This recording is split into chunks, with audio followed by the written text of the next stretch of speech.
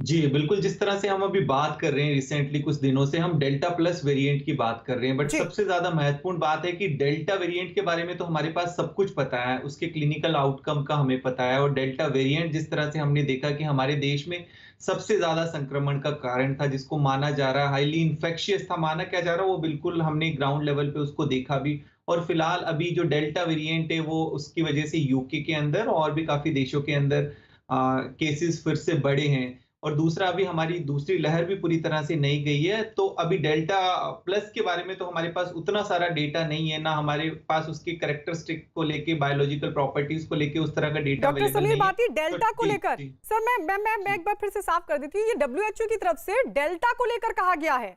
Delta G, को जी, लेकर जी। ये कहा गया है कि डेल्टा प्लस तो वो एक नया वेरिएंट सामने आया, उस पर रिसर्च चल रहा है, लेकिन डब्ल्यूएचओ ये कह रहा है कि 96 देशों में डेल्टा वेरिएंट पाया गया है और ये लगातार और ज्यादा संक्रामक हो रहा है और ज्यादा विकसित हो रहा है। बिल्कुल, बिल्कुल। मैंने भी वही डेल्टा के बारे में ही आपको बात हम्म। की है कि डेल्टा के लिए हम अभी डेल्टा प्लस की बात कर रहे थे, पर जी। डेल्टा वेरिएंट के बारे में तो ऑलरेडी हमारे पास काफ़ी सारा डेटा अवेलेबल है कि वो बहुत ही अधिक संक्रामक है। तो हम्म। इसलिए डेफ़िनेटली हमें डेल्टा को अभी काफ़ी सीरियसली लेना है क्योंकि इसी की वजह से हमारी जो सेकंड लहर थी, वो काफ़ी ज़्यादा जो है घातक रही थी। हम्म। डॉक्टर रजनीश कपूर, मैं आपके पास आ रही हूँ। ये कितना बड़ा खतरा सर अब आपको दिखाई दे रहा है जब डब्ल्यूएचओ की तरफ से कहा जा रहा है कि ये और ज्यादा खतरनाक हो रहा है, वैक्सीन की शील्ड को तोड़ने के लिए खुद को और मजबूत कर रहा है।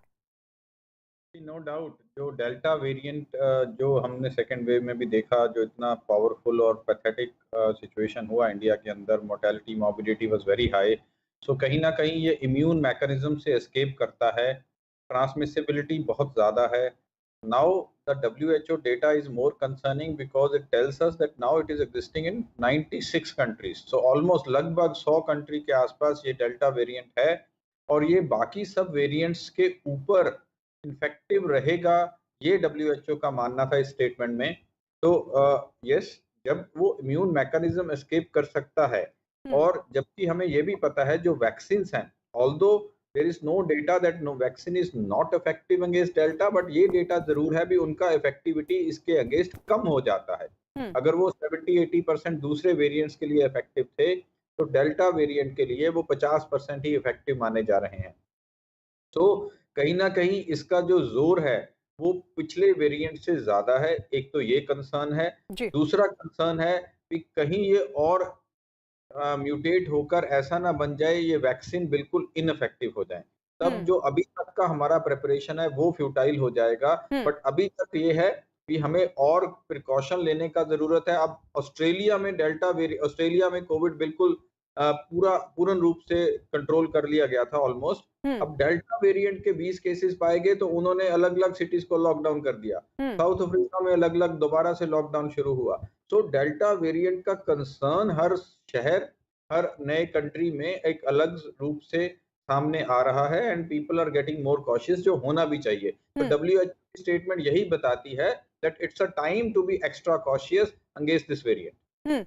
डॉक्टर सुरेंद्रजीत चैटर्जी, क्योंकि डब्ल्यूएचओ की तरफ से कहा गया है कि और सबसे ज्यादा खतरनाक ये उन देशों में हो रहा है, उन जगहों पर हो रहा है जहां पर वैक्सीनेशन कम है, वहां पर एक बार फिर से अस्पतालों के बाहर लाइनें लगने लगी है, अस्पतालों पर बोझ बढ़ने लगा है पेशेंट्स का।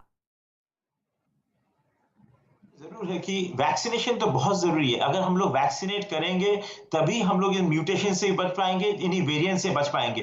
अगर हमारा वैक्सीनेशन प्रोग्राम वीक रहेगा, अगर लोग वैक्सीन नहीं लगाएँगे या हम लोग वैक्सीन प्रोवाइड नहीं कर पाएँगे, तो यही चीज़, ये म्यूटेंट वैरायटी वेरिएंट जितने भी हैं, ये हम पर हावी हो जाएँगे। इसलिए ये बहुत हम लोग सब इंसिस्ट कर रहे हैं कि अगर हम लोगों को सबको वैक्सीनेशन करना ही करना है।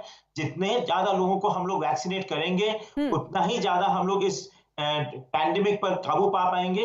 नहीं तो दिन के दिन नए वेरिएंट्स और नए म्यूटेंट्स का हमको सामना करना पड़ेगा। हम्म। डॉक्टर सुशील सिंगला, क्योंकि हमने देखा कि जो पहले वेरिएंट थे पिछले साल जब कोरोना का संक्रमण फैला था, उस जो वेरिएंट सामने आए थे, उन सभी वेरिएंट से ये कई गुना, 2-3 गुना ज्यादा संक्रामक है। इसको आप कितनी बड़ी चिंता देख रहे हैं? देखिए, मेरा ये मानना है कि वायरस की नेचर है, उसने मल्टीप्लाई करना है, उसने अपने आप को रेप्लिकेट करना है और जब भी वायरस रेप्लिकेट करता है तो उसके अंदर म्यूटेशंस या चेंजेस जेनेटिक आते हैं जीनोम में।